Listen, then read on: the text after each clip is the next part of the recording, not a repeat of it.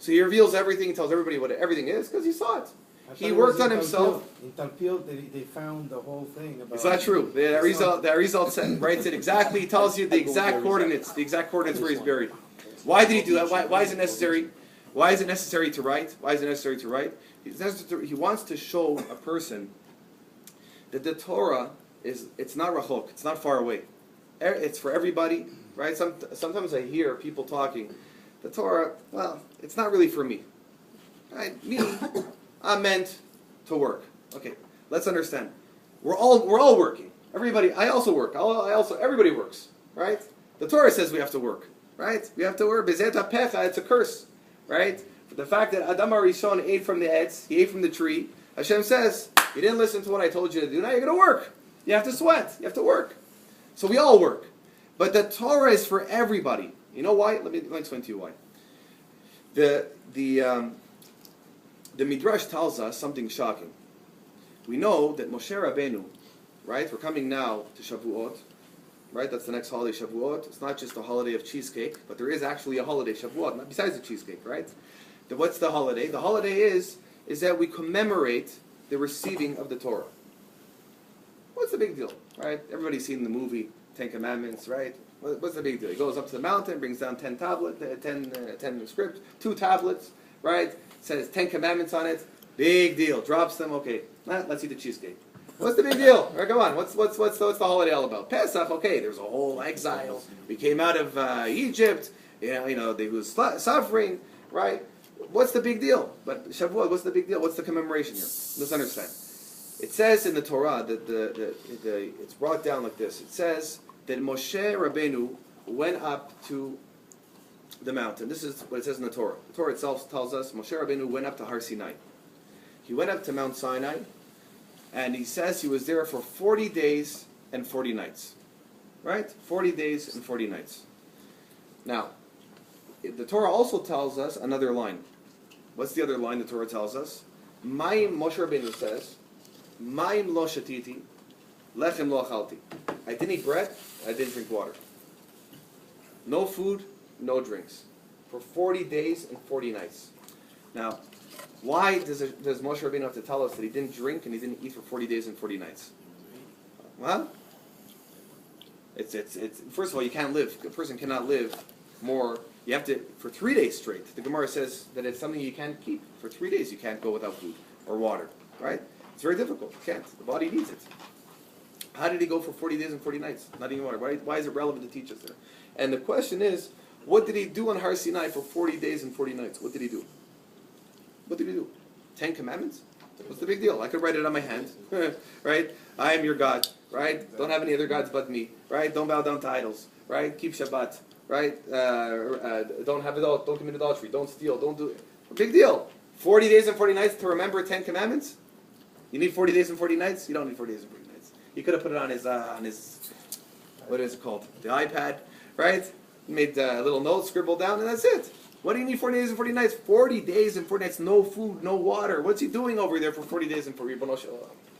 So the Midrash says, from here you study, that you know what he studied? All of this. This is the entire Shas. All of this. Over here you have the entire Shas, the oral Torah. All of this. All of this is the oral Torah. This is another set here. Right? And it begins from the Mishnayot. The Mishnayot that you see here is what the Tanaim wrote. Came a few generations later, the Amoraim expounded and explained what this means. This is divided, this is 6 volumes. You see over here, everybody can see? Yep. In the 6 volumes of the Shisha, we said in Chagadia, everybody, right? Shisha, Ami Odea, Shisha, Ani Odea, right? Shisha, Sidrei Mishnah. 6. What is 6? 5. We know there's 5 books of the Torah. Everybody knows that. 5 books of the Torah. 4 mothers, 3 fathers. 6 volumes of the Mishnayot. What does that mean? You have over here Zeraim. You'll see Zeraim. Zeraim means seeds. Seeds are all the laws of planting. Plant a field, right? You got to give a certain portion of the field to the poor. If you have trees, fruits fall off from the tree, right? You have to leave them for the poor. You can't pick them up. Right? The first fruits You have to give also to the poor. A lot of halachot about giving tzedakah, zra'im, planting. Then you have the next one, which is nashim, right? Women. All the laws which have to do with women, right? Tractates. Each seder has many tractates. So all the laws pertaining to women. You have over here kodshim. What's kodshim? The laws of korbanot, right? The laws of the temple. Well, how do you bring an animal? How do you bring birds? How do you do the shechita? All the laws of shechita. All these things are in kodshim, which means holy items, things which are connected to the Bet HaMikdash, to the temple.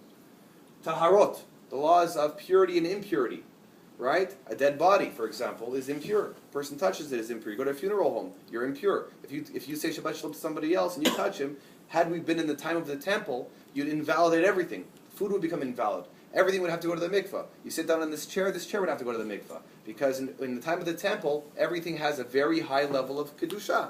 So in order to keep things proper, we have certain types of guardings, right, called taharot, to keep things tahor, pure.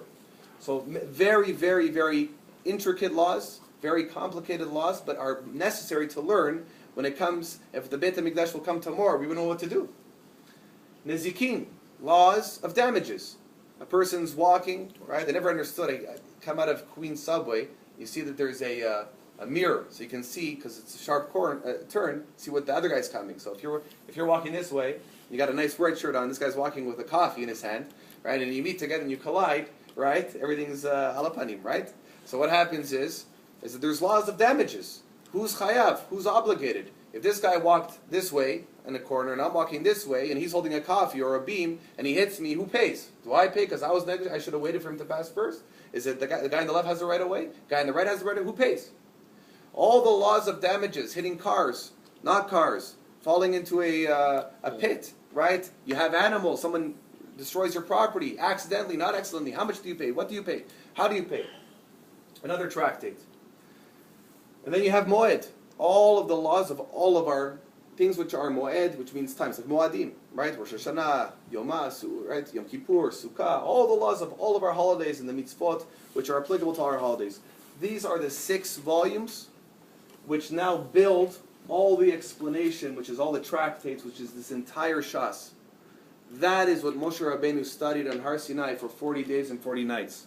If a person learns one page a day, which is 2-sided, right, it takes him 7 years to finish. Moshe Rabbeinu did this, not just this, but from here comes at the back of the Gemara you get the Rosh, Rabbeinu Asher. From the Rabbeinu Asher you get the Rambam. From the Rambam you get the Shulchan Aruch, the Tur, right, the Tur, and then the Shulchan Aruch. Today we have Mishnah Berurah, we have Yilkot Yosef, and we have all of our contemporary halacha. All the halakha, how a person acts and practices halakha, how we daven in a shul, how we give tzedakah, how we put tefillin on, why it's supposed to be merubah, square, why it's black, it's got 2 shins on both sides, a mezuzah, how many lines does it have to have, where is it situated, all the halachot of how we act and what we do and how we wear tzitzit, kippah, how does a person fast in Yom Kippur, what can he eat, what can he not eat, all the laws of our entire religion are based from this entire set of Shas, which stands for Shisha Sedarim, which all come from here, which is all concealed in the Torah. The Torah says, one single pasuk, concentrate. I'm not saying focus. I mean, it's like concentrated.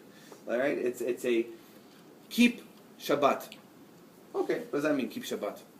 That's what the Torah says. Shamor the Shabbat l'kadesho. Keep the Shabbat. That's the 10th commandment. Keep Shabbat.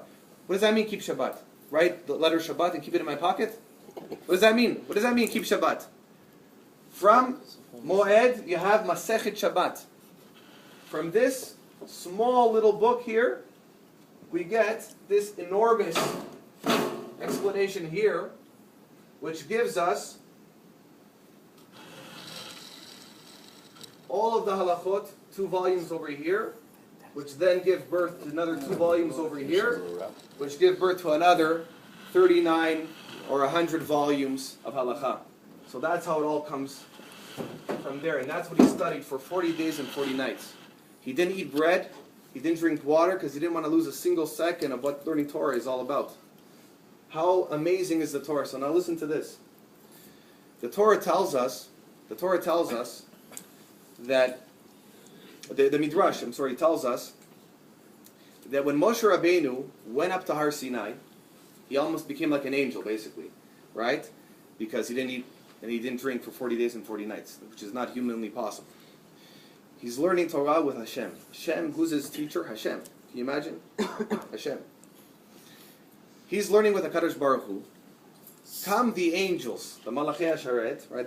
There are angels, right? Malachei HaSharet.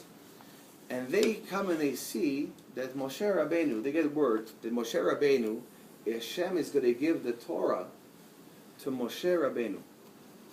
So right away they came, all the angels, and they come to Hashem and he goes, are you out of your mind?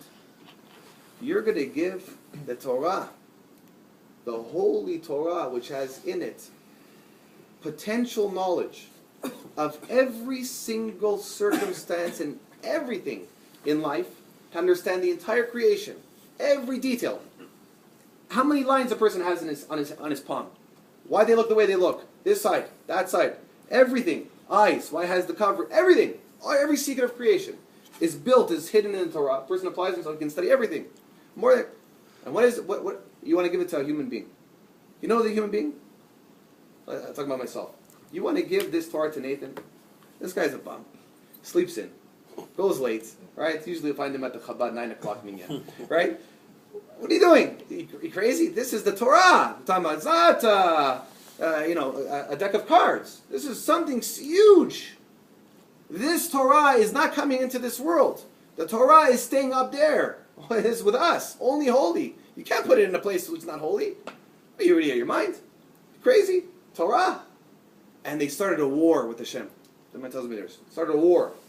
And then they see the culprit who's starting this whole conversation, Moshe Rabbeinu, and they come and they said, we're going to kill you.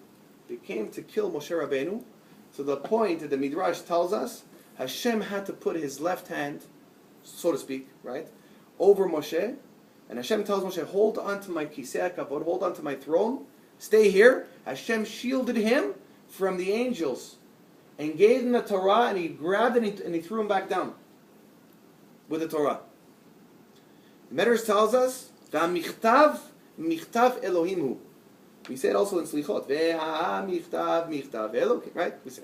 What is? I mean, the script of the Luchot is the script of Hashem. Hashem wrote them. They weren't written here in this world, right? The Luchot came from Shamayim. They came not like the movie that was on the mountain. Right? The Luchot came from HaKadosh Baruch Hu in Shamayim, and the angels were furious. Now we understand why King Solomon tells us, and King David tell us, that Tovli Torat Picha, King David had all the money in the world. All the money in the world. Everything you can imagine in this world. Take all this world, put it in a castle, everything he had.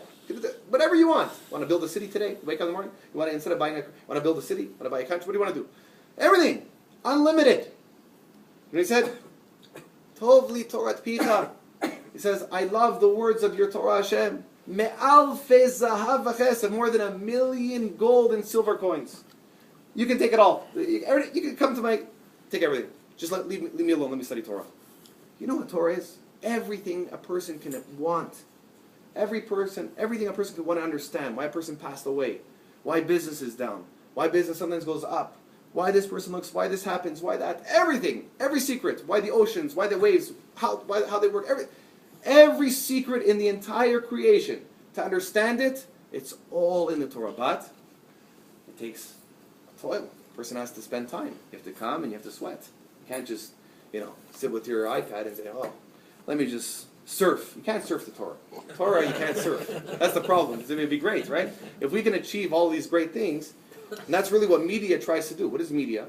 Media tries to give you the benefit of having the best pleasure in the shortest amount of effort. Right? Pleasure, what are we drawn to? We are all of us are drawn to the body, the physical body. So we have a problem. We have a physical body. Right? To be in this world, this is the physical world. So we all have a body which is physical. God fused, against our will, he fused a spiritual